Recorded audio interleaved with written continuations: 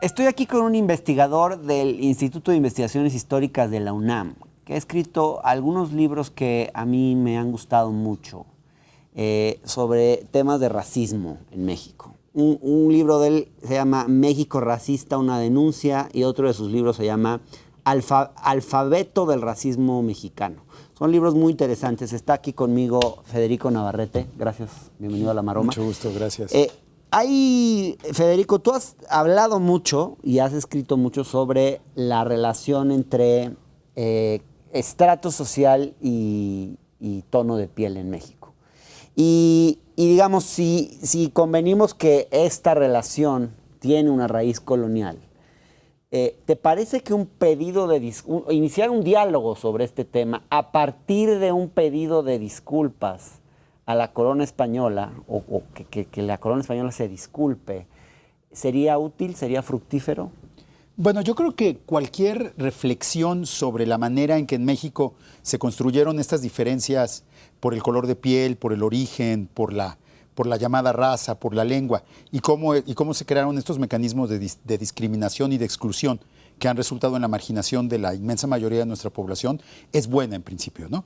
Y creo que definitivamente lo que llamamos conquista, es decir, el proceso de dominación colonial que se inició con la llegada de los españoles en 1519 y que continuó a lo largo de 3 siglos bajo el dominio de la corona española, pero que ha continuado también en los siguientes 2 siglos bajo los gobiernos ya del México independiente, pues es una de las principales explicaciones de estas divisiones raciales que hay en nuestro país, de este racismo que tanto daña a nuestra sociedad. Entonces, en ese sentido, reflexionar sobre estos orígenes me parece siempre positivo y hacerlo de una manera crítica. Desde que se filtró esta carta, Federico, yo fui a Chiapas, estuve en San Juan Chamula y le pregunté ahí a algunos líderes indígenas qué pensaban. Me gustaría compartirte lo que platicamos. ¿Podrían correrme el video? ¿Cómo recibieron acá no sé si se enteraron de la noticia esta de que el presidente López Obrador le escribió una carta al rey de España? Ajá. Pidiéndole que considere una disculpa a los pueblos indígenas por los maltratos de la conquista. El que debería disculparse fueran nuestros gobernantes de acá. Ajá. Que nos han llevado. ¿Ustedes preferirían que se disculpara el presidente más que el rey de España? El presidente de México. El presidente de México por los gobernadores de aquí que se nos han llevado que maltrataron a la zona indígena, que no nos respetaron. Por usos y costumbres no nos respetan y no nos respetaron por siendo acá gobernantes, y es lo que no se vale, ¿no? Chamula siempre estamos un poco marginados del gobierno. Sí. El gobierno dice que sí hay apoyo en todas partes, pero lo que es zona indígena, hay comunidades que están hasta allá adentro, que el gobierno nunca llega. Oiga, el presidente dijo que él también se quería disculpar con los pueblos indígenas de México. ¿Por qué se ríe? No, porque... No nada más se lo pidió al rey de España, él dijo que él también se iba a disculpar. Pero no sé en qué sentido de que se quiera disculpar el gobierno federal, la verdad no sé. Lo que queremos nuestro gobierno federal, pues que, como dijo, pues, de que en su campaña, que va a apoyar, que va a cambiar México, eso es lo que quiere el pueblo de México. ¿Cómo ves estas respuestas, Federico? ¿Le sirve de algo a las comunidades indígenas, a los pueblos indígenas de México, un pedido? Y digo, supongo que es difícil hablar en general a todas, ¿no? Pero a algunas de estas quizás les sirve un pedido de disculpas por parte de la corona española. Quien se tendría que disculpar son nuestras autoridades. ¿Cómo ves el tema?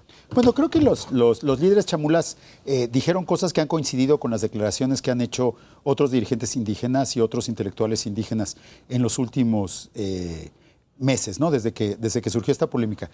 En primer lugar, creo que las disculpas no tienen sentido si no son parte de un proceso más grande de discusión social, más amplio, en que examinemos un poco las raíces del racismo y el colonialismo y también las consecuencias que tienen en el presente. Entonces, creo que es un examen mucho más amplio que simplemente lo que sucedió en 1519 o 1521, que es parte del problema, pero que debe incluir como bien, por otro lado, como lo dijo López Obrador, debe incluir, por ejemplo, las políticas del gobierno de los gobiernos mexicanos contra los yaquis o los mayas rebeldes en el siglo XIX, las políticas genocidas de esa época, pero también, como han señalado Yasnaya Aguilar y otros intelectuales indígenas, debería pedirse perdón por la imposición forzosa del español en un país que en 1810 hablaba mayoritariamente lenguas indígenas y que fueron los gobiernos independientes los que impusieron el español como la única lengua nacional. Debería pedirse permiso por el despojo de las tierras realizados por los gobiernos liberales en la segunda mitad del siglo XIX, que fueron realmente los peores despojos históricamente que habían sucedido hasta la necropolítica del siglo XXI. Se debería pedir permiso por los diversos actos de representación, de represión contra los movimientos indígenas a lo largo del siglo XX. Entonces, hay muchas cosas que se deberían discutir y creo que todo eso solo tiene sentido si lleva a un replanteamiento de las relaciones, no solo entre los pueblos indígenas y España o el gobierno mexicano, sino también en general en nuestra relación. O sea, si, por ejemplo, yo creo que pedir perdón estaría bien, por ejemplo, si lleva a reducir la prepotencia de nuestras élites que se creen blancas respecto al resto de la población, si logra que nuestras instituciones culturales tan importantes como la Academia de la Lengua o la Academia de la Historia se independicen finalmente de España y dejen de definirse a sí mismas como tributarias o sujetas de las academias españolas. O sea, creo que hay muchos temas a discutir de cómo en México seguimos viéndonos como colonizados y seguimos poniendo a los blancos, a los europeos, a los españoles en una posición de superioridad imaginaria. Claro. Y creo que si el proceso de perdón va por ahí, pues adelante, ¿no? No tiene sentido. Hace rato mostramos una conversación que tuve con una mujer en Polanco que ella decía, qué bueno que llegaron los españoles porque si no seríamos indígenas. No creo que todo el mundo piense así, pero sí siento que captura lo que piensa un sector importante de la población en México. No todos lo dicen de esa manera, pero creo que como ella lo dijo, representa la forma de pensar de muchos. Creo que esta señora fue particularmente burda, como sucede muchas veces con las expresiones de racismo. Hay los que son más balcones o más descarados y dicen las cosas sin sutileza, pero ese es un subtexto que está detrás, que estuvo detrás de mucha de la discusión, ¿no? Digo, una senadora de la República le pidió perdón al rey de España por las tonterías de su presidente, lo cual luego ya borró el tuit porque se dio cuenta del ridículo que había hecho.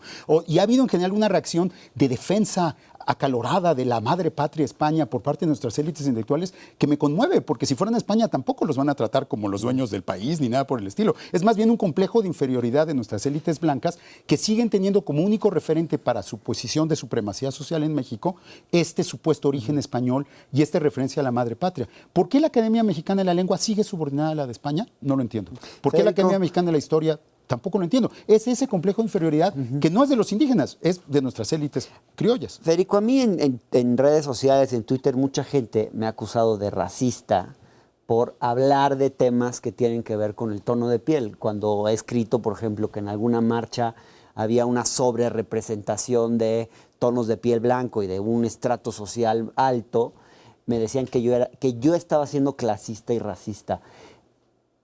Se entienden mal estos términos. Pareciera ser que no hay claridad en qué significan y mucha gente cree que existe algo así como el clasismo y el racismo a la inversa. Bueno, el argumento que han dirigido en contra de tus intervenciones y también en contra de lo que yo digo, o sea, es un argumento que es bastante frecuente, sí, a mí también me ha pasado, es el típico argumento que utilizan los racistas en Estados Unidos. O sea, Trump también, cuando alguien habla de que él es racista, dice, no, el racista eres tú. Yo tengo amigos negros. Entonces, ese es un típico argumento del nuevo racismo que se niega a sí mismo y que acusa a los que lo denunciamos de que nosotros somos los racistas. Entonces, digo, nada más para identificar los orígenes, ¿no? Son de Steve Bannon y la alt-right norteamericana. Pero más allá de esta afiliación ideológica de estas personas, yo lo que diría es que, más bien, lo que ha sucedido en los últimos años es que se ha hecho más visible estas discriminaciones que existen en la sociedad mexicana. Y entonces realmente, o sea, los racistas no somos los que las señalamos. Los racistas son, pues, la televisión que excluye a las personas de piel morena, los castineros de publicidad que discriminan, esos son los que son realmente racistas, ¿no? Entonces, realmente, por otro lado, el argumento del racismo a la inversa, pues tiene sus límites, porque, digo, seguramente hay actos, y son condenables, de agresión contra las personas más blancas en este país. En ciertas ocasiones se les discrimina o se les agrede, no lo dudo. Pero, en general, las ventajas de las que gozan por su color de piel son infinitamente mayores que sus desventajas. Yo lo tengo muy claro, pues. Entonces creo que más bien lo que deberían hacer es un acto de conciencia de esos privilegios que tienen. Exacto. Y sobre todo yo lo que diría, deberían Pero es dejárselos. lo más difícil hacer conciencia sobre los privilegios. Pues porque entonces implica que te los dejas de creer, que te das cuenta que eso crees que tú te mereces, en realidad es algo que estás usurpando y es algo que quizás se lo merecería más otra persona que no es como tú. Federico, muchísimas gracias. ¿Cómo estás?